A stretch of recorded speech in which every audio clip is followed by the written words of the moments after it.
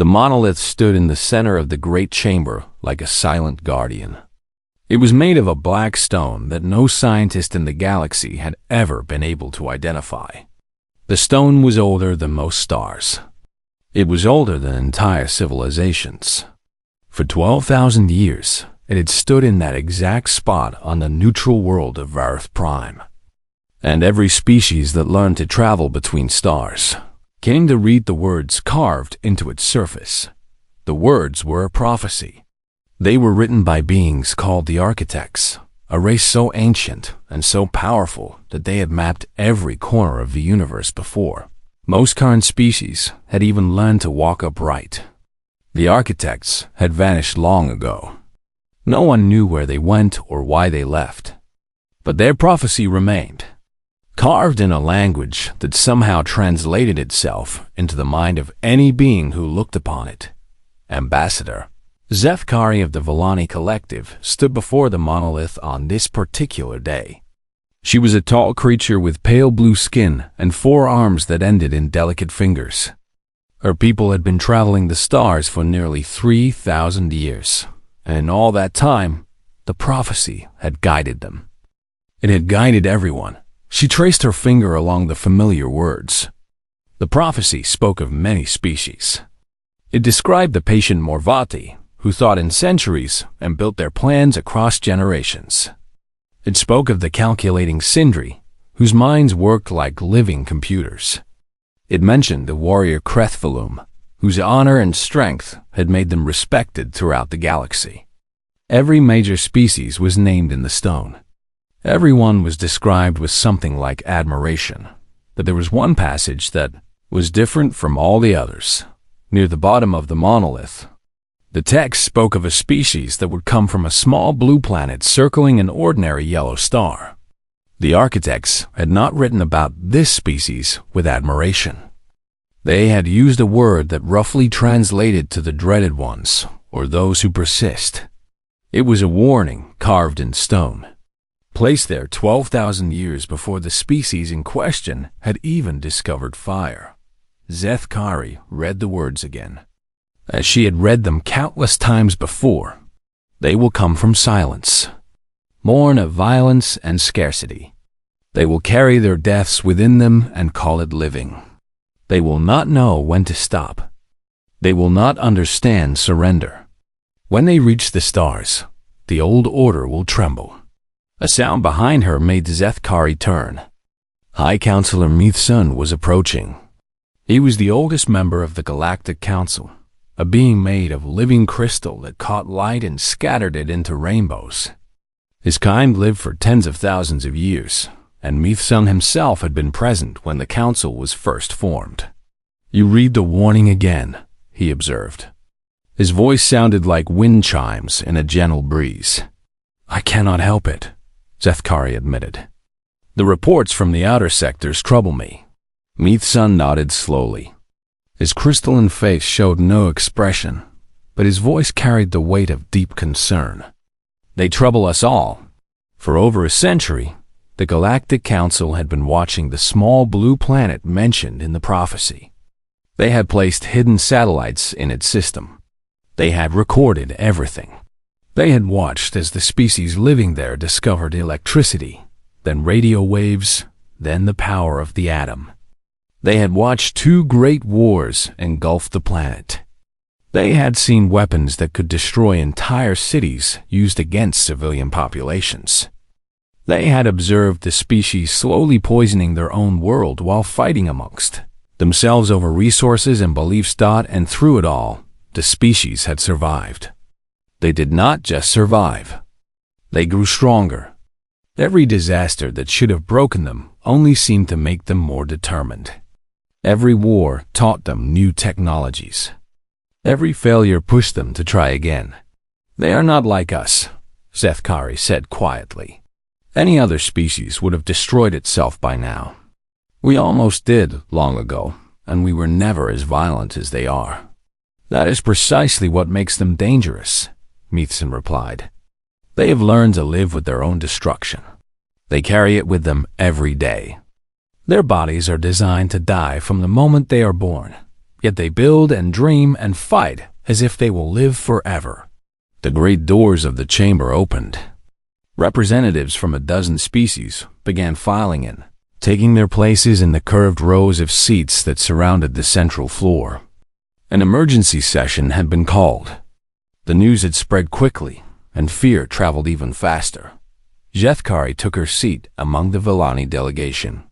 She watched as more and more representatives arrived. The Morvathi came in their flowing robes, moving with the slow grace of beings who measured time in centuries. The Krethvalum arrived in their ceremonial armor, standing at attention near the back of the chamber.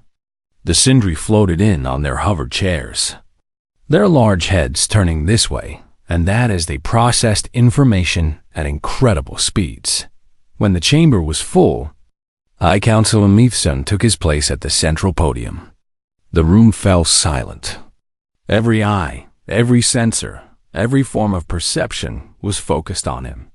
Fellow members of the Galactic Council, Mithsun began, his voice carrying to every corner of the vast space.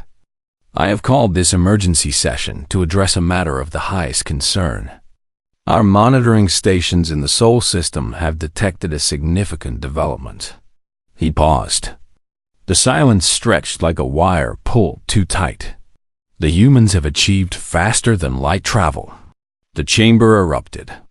Voices shouted in 100 different languages. Translation devices struggled to keep up.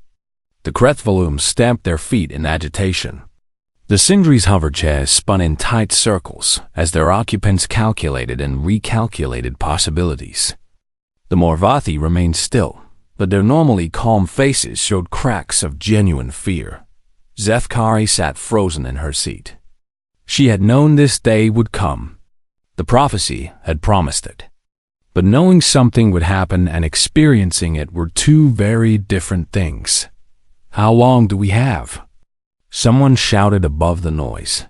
Mithsun raised one crystalline arm, and slowly the chamber quieted. Their vessel is already approaching the boundary of their system, he said.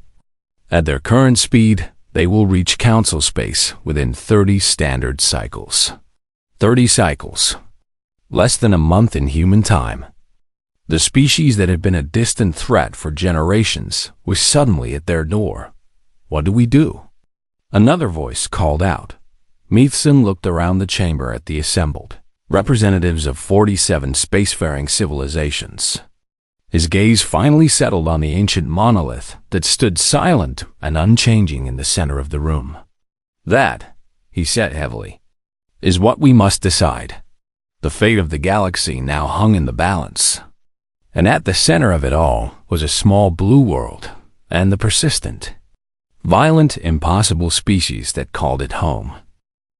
Captain Daniel Brooks had dreamed of the stars since he was a boy growing up in a small town in Ohio. He used to lie on his back in the grass behind his parents' house and stare up at the night sky, wondering what was out there. Now, at 43 years old, he was about to find out. The ESS Wanderer was not a large ship by the standards Daniel had seen in movies and television shows. It was built for function, not beauty. Every inch of space served a purpose. The crew of 62 people lived and worked in quarters that would have felt cramped on a submarine. But none of that mattered. What mattered was that the Wanderer was humanity's first ship capable of traveling faster than light. And Daniel had been chosen to command her. He stood on the bridge, his hands clasped behind his back, staring at the view screen. They had been traveling for 11 days. Earth was far behind them now, just another point of light in an ocean of stars. Ahead lay the unknown. "Captain," said Lieutenant Amy Price from her station at the sensor console. She was young, barely 30. But she had earned her position through skill and hard work. "I'm picking up something unusual." Daniel walked over to stand beside her. "What have you got?" Amy's fingers moved across her controls. Her face was pale in the blue light of her screens. Multiple contacts. Large ones. They're holding position just beyond the asteroid belt in this system. Commander Nathan Cole, the ship's first officer moved to join them. He was a tall man with graying hair and a face that rarely showed emotion. He had served in the Navy for 20 years before joining the space program. How many contacts? Amy swallowed hard. 47 distinct signatures, sir. All different configurations. Different energy readings. I think they're different species. The bridge fell silent. Everyone had stopped what they were doing. 47 ships from 47 different alien civilizations. This was not a chance encounter. This was a greeting party. Or possibly an execution squad. They've been waiting for us, Nathan said quietly. Daniel nodded. He had suspected something like this might happen. Humanity's radio signals had been spreading out into space for over a century. Anyone with the technology to detect them would have known they were coming. Communications, Daniel said, turning to the young woman at the station. Maria Vasquez was the best linguist in the fleet, fluent in 7 Earth languages and trained in xenolinguistics theory. Are we receiving anything? Maria pressed her hand to her earpiece. Yes, sir. Multiple signals. The universal translator is working on it. She paused, listening. I think I've got something. They're hailing us. Put it on screen. The view screen flickered. The image of open space was replaced by something else entirely. A face appeared, though calling it a face felt wrong somehow. It was made of crystal, thousands of tiny facets catching light from an unseen source and scattering it into rainbows. It was beautiful and terrifying at the same time.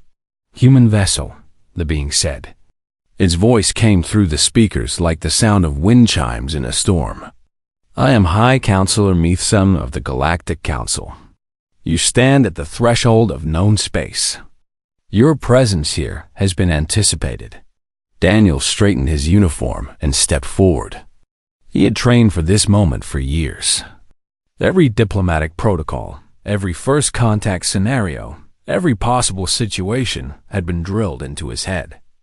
None of it had prepared him for the reality of facing an actual alien being. High Counselor, he said, keeping his voice calm and steady. I am Captain Daniel Brooks of Earth. We come in peace, seeking friendship and knowledge. There was a long pause. The crystalline face tilted slightly, as if studying him. Then came a sound that might have been a laugh or might have been a sob. Daniel could not tell which. Peace, Meathson repeated. Your species has been at war with itself for your entire recorded history. You have split the atom and turned it into a weapon. You have poisoned your own world and continue to thrive upon it.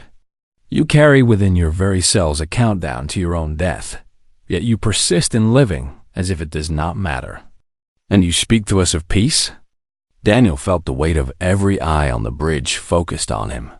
He thought of his daughter Katie back on Earth. She was 8 years old. Before he left, she had drawn him a picture of stars and planets and asked him to bring her one back. He had promised he would try. Yes, Daniel said simply. We know exactly how terrible we can be. We know our history. We know our flaws. We have made terrible mistakes, and we will probably make more. But that knowledge is precisely why we have spent so much effort learning to be better. We did not come here to conquer or destroy. We came here because we looked up at the stars and wanted to know who else was out there. Meathson was silent for a long moment. When he spoke again, his voice was different. Softer, perhaps, or more confused. You are not what we expected. Daniel allowed himself a small smile. We rarely are. Another pause. Then Meathson spoke again. You will follow our vessels to Vareth Prime. The Galactic Council will decide what is to be done with you. Do not attempt to flee or resist. You would not succeed. The transmission ended. The view screen returned to showing the star field ahead. But now, scattered among the stars, Daniel could see the shapes of ships beginning to move. 47 vessels from 47 different civilizations, forming an escort around the tiny human craft. "Orders, Captain?" Nathan asked. Daniel looked around at his crew. Some were scared. Some were excited. All of them were waiting for him to tell them what to do. "Follow them," he said. "We came out here to meet new civilizations. It looks like we're about to meet all of them at once." The Wanderer's engines hummed to life, and humanity's first interstellar vessel began its journey toward the heart of the galaxy. Behind them, Earth continued its orbit around its ordinary yellow star. Ahead of them lay the judgment of the stars themselves. Daniel did not know what the future held, but he knew one thing for certain. Humanity had not come this far to fail now. Vareth Prime was a world unlike anything Daniel had ever imagined. The planet was covered in buildings made of materials that seemed to shift and change color as you looked at them. Towers stretched up toward the sky like fingers reaching for the stars. Ships of every shape and size filled the air, moving in patterns that should have been chaotic but somehow never collided. The Wanderer had been given permission to land near the great chamber where the Galactic Council held its meetings. Daniel and his senior officers were escorted through streets filled with beings that defied description. Some walked on two legs like humans. Others floated on currents of energy. Still others moved in ways that made Daniel's head hurt if he watched too long. Everywhere they went, creatures stopped and stared. Word had spread quickly. The humans had arrived. The dreaded ones from the prophecy were here at last. Now Daniel stood in an observation gallery above the main council chamber, watching as representatives from 47 civilizations debated what to do with humanity. The discussion had been going on for 3 standard cycles, which Daniel had learned was roughly equivalent to 3 Earth days. "They cannot seem to agree on anything," Nathan observed. He stood beside Daniel, his arms crossed over his chest. Dr. Laura Kent, the ship's chief science officer, was reviewing data on a tablet she had been given. Her eyes moved rapidly across the screen. "That's actually a good sign," she said. "If they all agreed, they would have either welcomed us or destroyed us by now. The fact that they're still arguing means we still have a chance." "What are they arguing about?" Amy asked.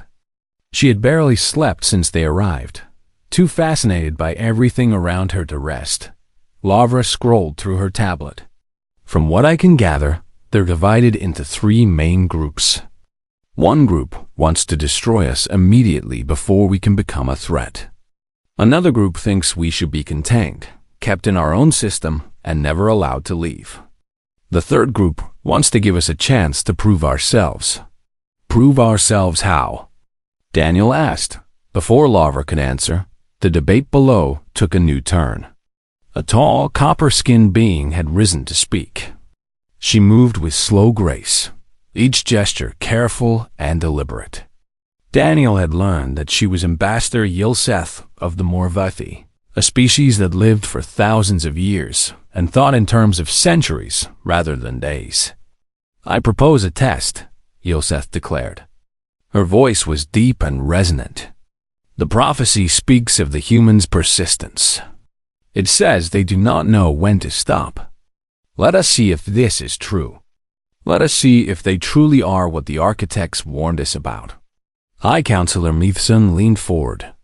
His crystalline body caught the light from 100 different sources. "What test do you suggest, Ambassador?" "The Crucible of Varath," Yilseth said. "The same trial we require of every species before granting them full membership in the Council." A ripple of sound moved through the chamber. Some beings seemed to agree with the proposal. Others appeared horrified by it. In the observation gallery, Lavra had gone pale. "Oh no," she whispered. "What?" Daniel demanded. "What's the Crucible of Varath?" Laura's hands were shaking slightly as she scrolled through her tablet. "I've read about it in the historical databases they shared with us. It's a survival scenario, a simulation of a disaster situation. Every species that applies for council membership has to complete it. A simulation, Nathan said. That doesn't sound too bad. You don't understand. The simulation is designed to be impossible. The scenario is different each time, but it always pushes the test subjects to their absolute limits. Species either pass or fail within a few hours. Laura looked up from her tablet, her face grim. The current record for survival time is 16 cycles. About 4 days. And if they fail? Amy asked. Laura did not answer. Her silence said everything. Below, the debate continued. More and more species were voicing their support for the Crucible. It seemed like a fair solution to many of them. Let the humans prove themselves, or die trying. Either way, the problem would be solved. High Counselor Meathson raised his arm for silence. The chamber slowly quieted. A vote will be taken, he announced. All those in favor of subjecting the humans to the Crucible of Vareth. Daniel watched as lights appeared on voting panels throughout the chamber. Green for yes. Red for no. The green lights vastly outnumbered the red. The motion passes, Meathson declared. The humans will face the Crucible. He turned and looked up at the observation gallery, where Daniel and his crew stood.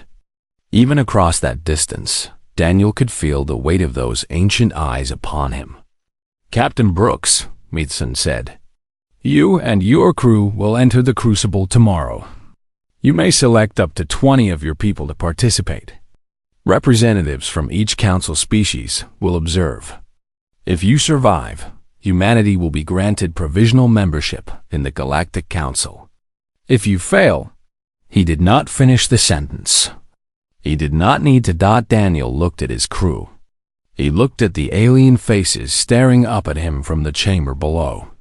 He thought of Earth, so far away now. He thought of his daughter and her picture of stars. Then he stepped forward to the railing of the gallery. High Counselor, he called out. His voice echoed through the chamber. We accept your challenge. But I want you to know something. Every being in the room was focused on him now. The silence was absolute. Where we come from, there's an old saying. What doesn't kill you makes you stronger. Daniel allowed himself a grim smile. You might want to remember that. He turned and walked out of the gallery, his crew following behind him. They had one day to prepare for the impossible. One day to figure out how to survive something that had broken every other species who had tried it. One day to prove that the prophecy was right about them.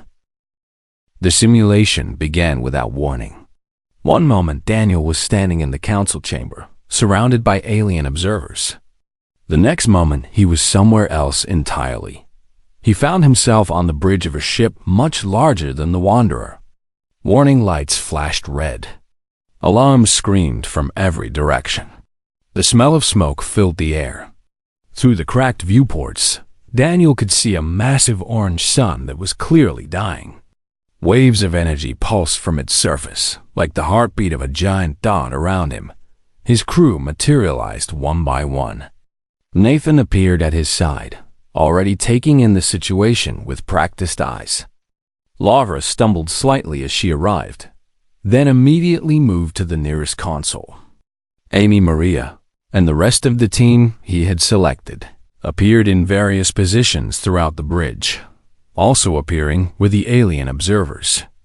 Over 200 of them, representing every species in the council. They stood along the walls and in the corners, watching silently. Their faces showed what Daniel was learning to recognize as resignation. They had seen this scenario before. They knew how it ended. Report! Daniel shouted above the noise of the alarms. Laura's fingers flew across her console. We've suffered a major collision with an asteroid. Multiple hull breaches on decks 4, 7, and 12. Atmosphere venting. Primary engines are at 12% capacity. The sun is going nova, Nathan added, staring at the view screen. I'd estimate we have about 6 hours before the stellar expansion reaches us. Can we outrun it? Daniel asked. Laura shook her head. Not a chance. At 12% engine capacity, we couldn't outrun a bicycle. And even if we had full power, the Nova wavefront moves faster than our maximum speed. Daniel looked around at his crew. Some of them were scared. He could see it in their eyes, in the way they gripped their consoles. But none of them were panicking. They had trained for impossible situations. They had prepared for exactly this kind of moment. Okay, Daniel said. We can't outrun it. So we need to find another way. Options? We could seal the breach sections and redirect all power to the engines, Nathan suggested. Buy ourselves a little more time. That might give us an extra hour, Larver said. Maybe 90 minutes if we're lucky. Then we buy that hour and figure out the next step during it. Daniel turned to Nathan. Get damage control teams to those breaches. I want them sealed in 30 minutes or less. Nathan nodded and began issuing orders. Around the bridge, crew members sprang into action. They moved with purpose and efficiency, each person knowing exactly what their job was. The alien observers watched in silence. Some of them whispered to each other in languages the translator could not quite catch. Daniel ignored them. He had more important things to worry about. 20 minutes later, Chief Engineer Paul Davis came crawling out of a maintenance hatch. His uniform was torn and covered in some kind of dark fluid.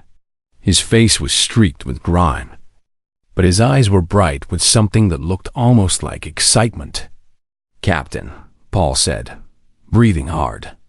I've got an idea. I'm listening. The Nova is going to release a massive electromagnetic pulse before the main wavefront hits. It's going to be huge. Bigger than anything we've ever recorded. Paul pulled out a tablet and showed Daniel a diagram he'd been sketching. If we position ourselves at exactly the right point and angle, we might be able to ride that pulse like a surfer rides a wave. Laura looked up from her console. That's insane. The energy would tear the ship apart. Maybe, Paul admitted, but I've run the numbers. If we reinforce the hull with everything we've got and angle the deflector shields just right, we might be able to channel that energy into our own propulsion system. Use their power to boost ours. The Villani ambassador, Zethkari, stepped forward from where she had been observing. Her blue face showed disbelief. No species has ever attempted such a thing. The calculations alone would take days. The margin for error would be microscopic. Paul grinned. It was a very human expression, full of teeth and challenge. Where we come from, impossible is just another word for difficult. Give me your best mathematicians. I'll give them something to calculate. Daniel looked at Paul, then at his crew, then at the dying sun that filled the view screen.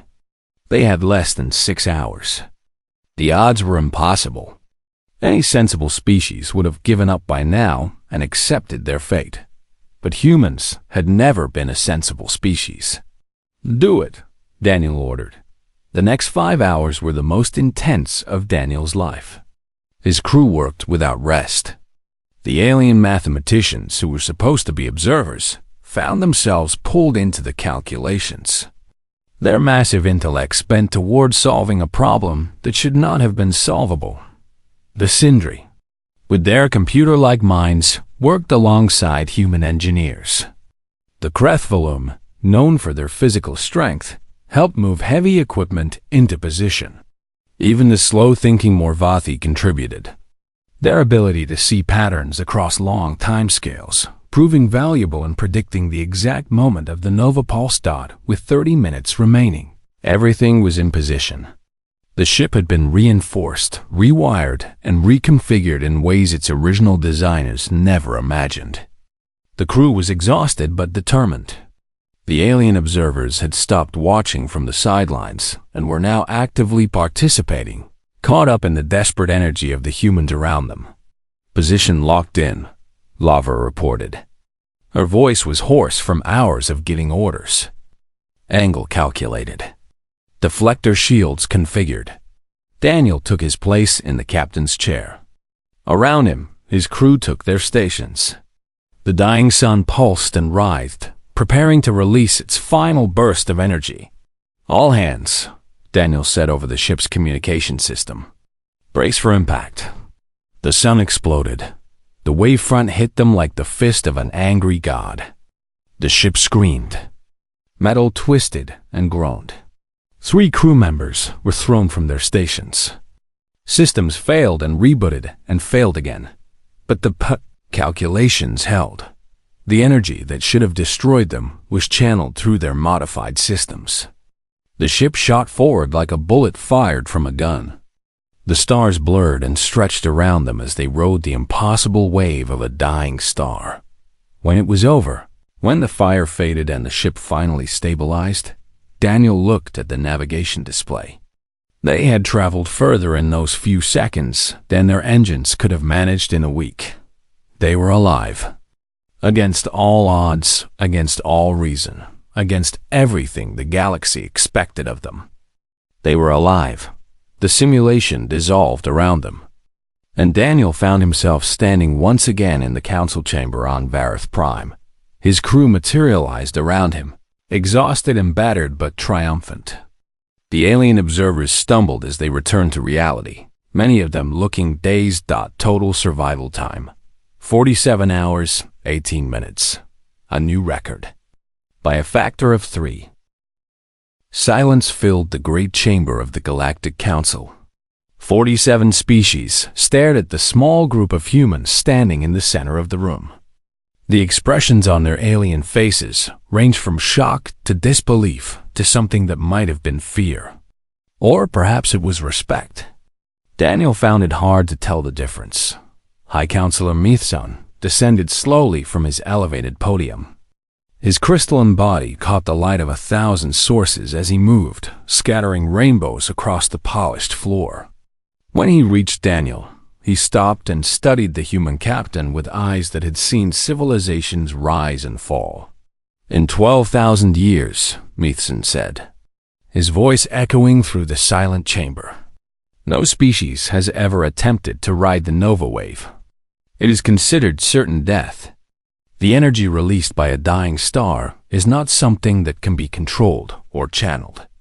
Every scientific model, every calculation, every piece of evidence we have collected says that what you did was impossible." Daniel shrugged. It was a casual gesture, almost dismissive, and several of the alien observers flinched at the sight of it. "Where we come from, impossible is just another word for something nobody has tried hard enough to do. You did not simply survive," Mithson continued.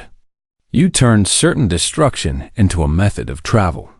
You took the weapon that was meant to kill you and made it work for you instead." He paused. "Do you understand what this means?" Daniel thought about the question. He thought about his crew, standing exhausted but proud behind him. He thought about the alien observers, who had started as skeptical witnesses and ended as active participants. He thought about Earth, waiting for them to return with news of what lay among the stars. "I think it means," Daniel said slowly, "that maybe the prophecy got it wrong." A ripple of sound moved through the chamber. Voices whispered in 100 different languages. The Krethvolume shifted in their armor. The Sindri's hover chairs spun in agitated circles. "Explain," Mithson demanded. Daniel stepped forward, addressing not just the High Counselor, but the entire assembly. His voice carried to every corner of the vast space. "Your prophecy called us the dreaded ones. It said we do not know when to stop. It said we do not understand surrender. And you know what? That's all true. We don't know when to stop. We don't understand surrender. When something tries to destroy us, our first instinct isn't to accept it. Our first instinct is to find a way to survive it, and our second instinct is to find a way to use it." He gestured toward the alien observers who had helped during the test. "But you also saw something else in that simulation. You saw humans working alongside species we had never met before. You saw us asking for help and accepting it when it was offered. You saw us treating your best minds as partners, not as enemies. Zethkari, the Villani ambassador, stepped forward. Her blue face showed an expression Daniel had not seen before. "It might have been hope. What are you suggesting, Captain?" she asked. "I'm suggesting that maybe persistence isn't something to fear. Maybe the inability to surrender isn't the weakness. Maybe what the architects saw in us wasn't a threat to the galaxy."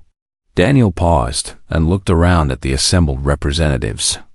Maybe it was exactly what the galaxy needs. The chamber erupted into discussion. Voices overlapped and clashed. Arguments broke out in a dozen different corners. The ancient order of the Galactic Council, unchanged for thousands of years, was being challenged by the words of a single human. Ambassador Yilseth of the Morvati rose from her seat. Her movements were slow and deliberate, as befitting a species that thought in centuries. The chamber gradually fell quiet as all attention turned to her. "I have lived for 3,000 years, she said. "In that time, I have seen many species join this council. Each brought something valuable. The Villani brought art and beauty. The Sindri brought logic and calculation. The Krethvalum brought honor and strength." She turned her ancient eyes toward Daniel. "Perhaps the humans bring something we have been missing. Perhaps they bring the refusal to accept defeat." She raised one long arm in a formal gesture. "I move that humanity be granted provisional membership in the Galactic Council, not because they have proven themselves harmless. They clearly have not, but because they have proven themselves worth knowing." The vote was called. Lights appeared on panels throughout the chamber. Green for yes, red for no. Daniel watched as the votes came in, his heart pounding in his chest. The green lights did not quite outnumber the red. It was not unanimous. It was not even close. But when the final count was made, the motion had passed. Humanity had been accepted into the Galactic Council. Later, as Daniel led his crew from the chamber, he paused beside the ancient monolith that stood at its center.